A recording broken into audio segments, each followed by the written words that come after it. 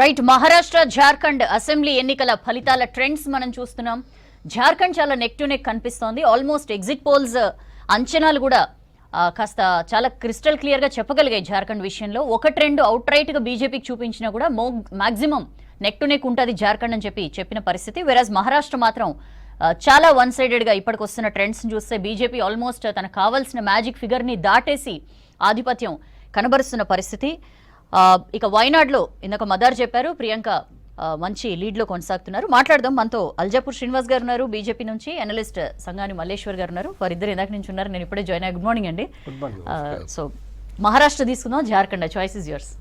అల్జాపూర్ గారు, I will talk to you about Maharashtra because మీరు అక్కడ వర్క్ చేస్తున్నారు కాబట్టి. మహారాష్ట్రలో లోక్సభ ఎలక్షన్స్లో వచ్చిన తీర్పుకి చాలా భిన్నమైన తీర్పు ఇప్పుడు కనిపిస్తోంది. అప్పుడు క్లియర్గా ఏవైతే చీలిక వర్గాలు ఉన్నాయో, అంటే అఫీషియల్గా గుర్తింపు ఒక చీలిక వర్గంకి ఇచ్చిన జనాల గుర్తింపు మాత్రం వేరొకరు కనిపించిన పరిస్థితి. ఏం మారిపోయింది? ఐ థింక్ మే జూన్ అంటే జస్ట్ విత్ ఇన్ మంత్స్, 4-5 నెలలు కూడా గ్యాప్ లేదు. ఏం మారింది? ఏంటి బీజేపీ మళ్ళీ పుంజుకుని ఈ స్థాయికి రావడానికి మెయిన్ రీజన్ ఏంటి? ఒకటి, మహారాష్ట్ర ఎన్నికల్లో షిండే గారి నాయకత్వంలో ఉన్నటువంటి మహాయుతి సర్కార్ చాలా బ్రహ్మాండంగా పనిచేసింది. అసలు ఉద్ధవ్ ఠాక్రే లేకుంటే బీజేపీ నేతృత్వంలో ఉన్నటువంటి ఒక ముఖ్యమంత్రి స్థాయి నాయకుల యొక్క పర్ఫార్మెన్స్ అంతకుముందు షిండే గారు చేయగలుగుతారా?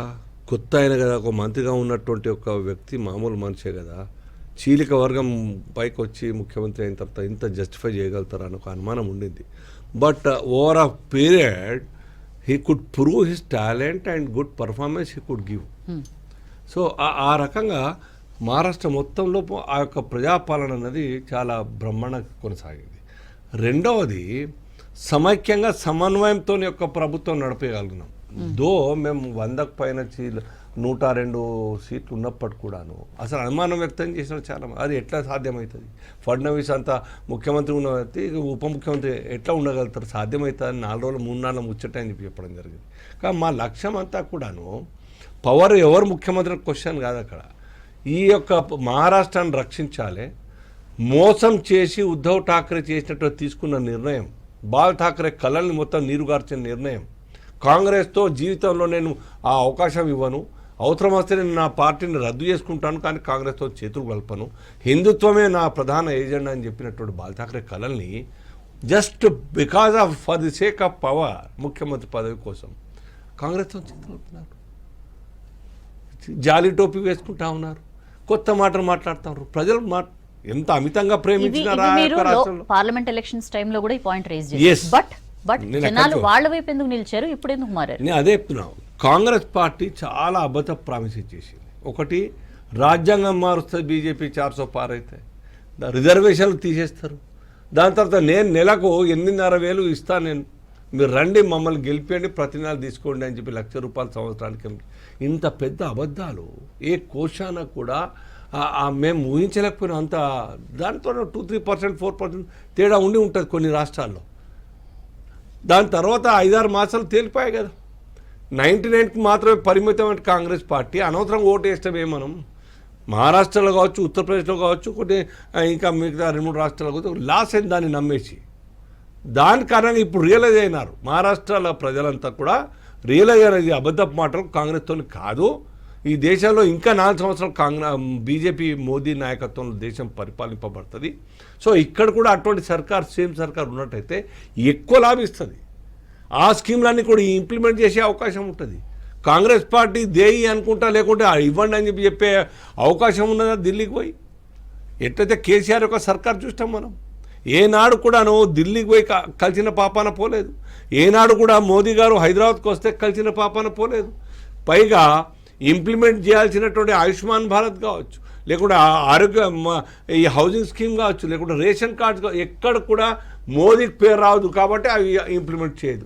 ఇటువంటి యొక్క ఆలోచనతోనే మా ప్రాంత ప్రజలు ఆలోచించినారు, మోదీ సర్కార్ ఉండాలి ఇక్కడ కూడా, డబల్ ఇంజన్ సర్కార్.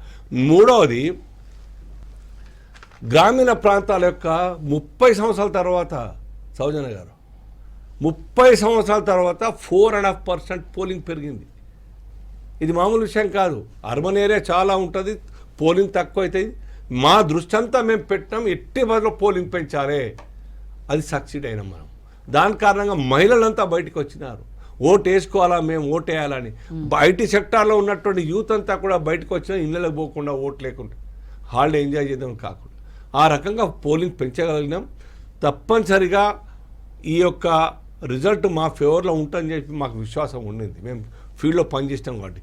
లాడ్లీ పైన ఎంత మంచి స్కీమ్ ప్రజలకు ఆకట్టుకున్నది. నెలకు 1500 మేము ఆ జీవితాల్లో మార్పు తీసుకురాం. కానీ మా కష్టాల గురించి ఆలోచిస్తున్నది బీజేపీ సర్కార్. మా గురించి మహిళల పట్ల, గ్రామీణ పేద మహిళల పట్ల మేము మా గురించి ఆలోచిస్తున్నది, ఎంతో కొంత ఇస్తూ ఉన్నది కదా.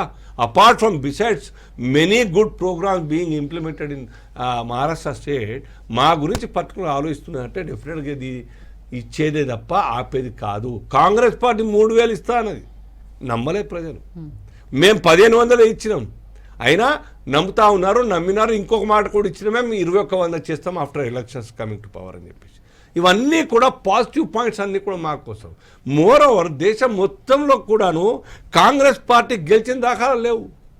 ముఖ్యమంత్రులు ఒక ఉప ముఖ్యమంత్రి పోయింది ప్రెస్ కాన్ఫరెన్స్ పెట్టిర్రు, రేవంత్ రెడ్డి గారు, ఇంకో ముఖ్యమంత్రి, మహారాష్ట్ర కర్ణాటక ముఖ్యమంత్రి పోయి ప్రెస్ కాన్ఫరెన్స్ పెట్టి మేము బాగా బ్రహ్మాండంగా చేస్తున్నాం 3 రాష్ట్రాల్లో చూడండి అని చెప్పి ఎంక్వైరీ చేస్తున్నారు ప్రజలు. సోషల్ మీడియా ఉన్నది, మీలాంటి టీవీలు ఉన్నాయి. ఏ మేరకు ఆ రాష్ట్రాల్లో అమలు చేస్తారు ఇచ్చిన ప్రామిసెస్, 5 గ్యారంటీలు 6 గ్యారంటీలు అని చెప్పుకుంటా తీరా ఎంక్వైరీ చేస్తే బిగ్ జీరో కనబడ్డది. అబద్ధం మాటలు తప్ప ఇంకేం కనబడలేదు. కాబట్టి we should not vote for those parties అని చెప్పి ప్రజలు డిసైడ్ చేస్తారు. ఒక విషయం అల్జాపూర్ శ్రీనివాస్ గారు, ఇది షిండే గురించి మీరు ఇందాక చెప్పారు. షిండే 2 సంవత్సరాలే అయినా చాలా తనదైన మార్కు చూపించగలిగారు పరిపాలనలో. ఇది ఈ క్రెడిట్, ఈ విజయం దగ్గరకు వచ్చారు మీరు, ఈ క్రెడిట్ షిండేదా, ఇంటింటికి పోయి ప్రచారం చేసిన ఆర్ఎస్ఎస్దా, లేకపోతే మోదీదా? ఇది సమిష్టి కృషి. 3 శక్తులు, 3 పార్టీల కార్యకర్తలు, 3 పార్టీల నాయకత్వం యొక్క సమన్వయం, 3 పార్టీల యొక్క కలిసి రూపొందించినటువంటి మేనిఫెస్టో, ఇవన్నీ కూడా కలిసి ఒక మంచి రిజల్ట్గా రాబట్టగలుగుతున్నాం. మేము ప్రజలు కూడా విశ్వసించినారు, ఎస్ ఈ టీం బాగుందని చెప్పేసి. కానీ ఎందుకు మోదీ విస్తృతంగా ప్రచారం చేయాలి? మల్లేశ్వరి గారు, ఇఫ్ ఐఎమ్ రాంగ్ మీరు కరెక్ట్ చేయాలి నన్ను కదా. మామూలుగా ఏ రాష్ట్రంలో అయినా ఎంత సుడిగాలి పర్యటనలు, 100 ర్యాలీలు ఇవన్నీ మనం చూస్తాం. అది మహారాష్ట్ర అంత చేయలేదు అనుకుంటా. అయితే సౌజన్య గారు, ఇక్కడ మహారాష్ట్రలో ముందే కొంత వాళ్ళు ఒక ఫ్రేమ్ వర్క్ చేసుకొని ఉన్నారు కాబట్టి ఇంత ఊరూరాల కిలోమీటర్ల కొద్ది, ఇప్పుడు కర్ణాటకలో కిలోమీటర్ల కొద్ది పాదయాత్ర చేసినటువంటి సందర్భం, ఇది ర్యాలీ చేసినటువంటి పరిస్థితి ఉన్నది, ఇక్కడ తిరిగినటువంటి సందర్భం ఉన్నది. మహారాష్ట్రలో కొంత అక్కడ నాయకత్వానికి వదిలేసి మొత్తం నాకు తెలిసి అమిత్ షా వీళ్ళంతా కోఆర్డినేట్ చేసినటువంటి సందర్భమే తప్ప ఓపెన్గా వచ్చి రోజులో తిష్ట వేసుకొని ఉన్నటువంటి సందర్భం అయితే అక్కడ లేదు. ఇక్కడ మనకు అయితే ఇక్కడ బీజేపీ ఇప్పుడు మన పార్లమెంట్ ఎన్నికలకు ఇక్కడ ఉన్నటువంటి పరిస్థితి ఏంటంటే, పార్లమెంట్ ఎన్నికల్లో మోడీకి ఆర్ఎస్ఎస్కు కొంత గ్యాప్ ఏర్పడ్డది. ఆ గ్యాప్ ఏర్పడి ఆ గ్యాప్ను వెంటనే ఆర్ఎస్ఎస్ భుజస్కంధాల మీద వేసుకోకపోవడం వల్లే సీట్లు తగ్గినాయి అనే ప్రచారం ఉంది. ఎందుకంటే మొత్తము నీకు అంతకుముందు దశాబ్దం కింద నీకు 41 సీటు వచ్చినటువంటి బీజేపీకి మొన్నటిసారి 23 వచ్చింది వాళ్ళ కూటమి. అంటే అందులో మన 17 వచ్చింది. 17లో 9 సీట్లు మాత్రమే బీజేపీ. ఆ బీజేపీ 9 సీట్ల నుంచి ఇలా 17 సీట్ల నుంచి ఇలా డబుల్ అంటే 2/3 రీచ్ అయ్యే 2208 ఆల్రెడీ లీడింగ్లో ఉన్నది. కాబట్టి అంటే దాదాపుగా సరే ఒక 15 సీట్లు తగ్గినా కూడా ఇప్పటికీ ఇన్ని సర్వేలు ఇచ్చినాయి కదా, ఏ సర్వే కూడా ఈ 200 సీట్లు దాడతాయనో 175 దాడతాయని ఇలా ఓన్లీ పీపుల్స్ పల్స్ మాత్రమే 175 నుంచి 195 వరకు ఇస్తుందని చెప్పినటువంటి సందర్భం ఉన్నది.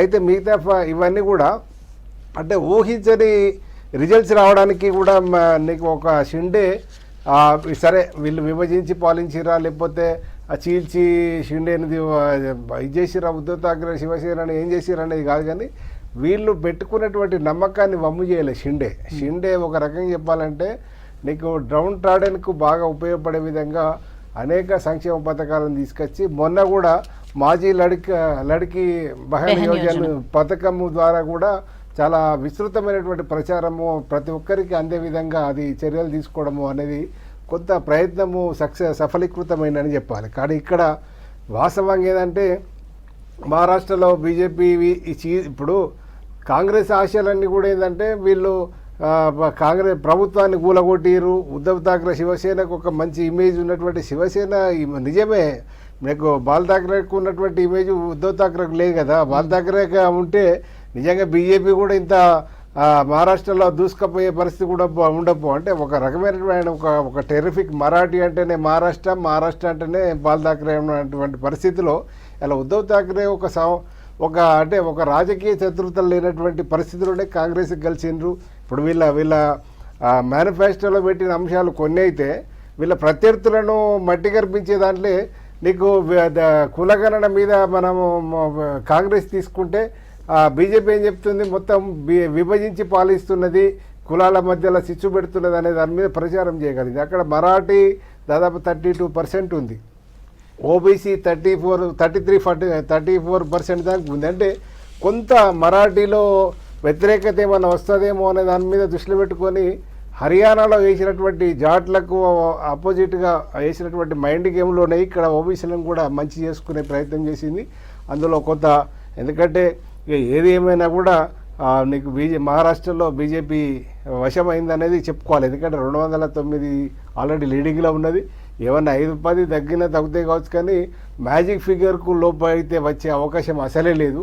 కాబట్టి ఇక్కడ మహారాష్ట్రలో వాళ్ళ ఎత్తుగడలు, వాళ్ళ వ్యూహాలు ఒక రకంగా చెప్పాలంటే మోడీ వ్యూహాలు కొంత మోడీ అమిత్ షా జాయింట్ అంటే వాళ్ళు జోడెడ్ల బండిలాగానే కొంత వ్యూహాలు ఒక ముందుగానే ప్లాన్ చేసుకొని వాళ్ళు ఓ ఇంజన్ వెనుక భోగి పోయినట్టే కొంత మూవ్ చేసుకొని వాళ్ళు ఏది యాక్షన్ అయినా డిఫెన్స్ అయినా అఫెన్స్ అయినా ఇద్దరు కలిసే చేస్తున్నటువంటి పరిస్థితి అవపడతా ఉన్నది. ఇది మహారాష్ట్ర ఫలితాలకు మనకు ఒక రకమైనటువంటి నిదర్శనం అనేది చెప్పాలి. Right, thank you sir Malleshwar గారు, థ్యాంక్ యూ అల్జపూర్ శ్రీనివాస్ గారు.